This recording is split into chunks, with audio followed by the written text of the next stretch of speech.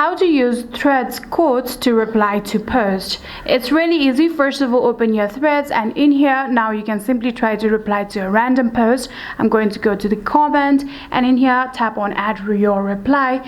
And in order to add quotes, what you're gonna do is tap on this icon right here. Then after doing that, here you'll get this three-dot bar. Tap on that one, and then you'll get the option of quotes. Simply tap on that, and in here all of your saved quotes will be shown here if you do have one. And if you tap on the liked one, all of your liked quotes would be shown right here. So in here, if you tap on your post, all of the quotes from your post will be shown here. So you can select any one of them. So I'm going to select this one, for example, just like this, and in here you can see I have already done that. All you need to do is tap on post, and like that you'll be able to use your threads quotes to reply to posts, and that's it.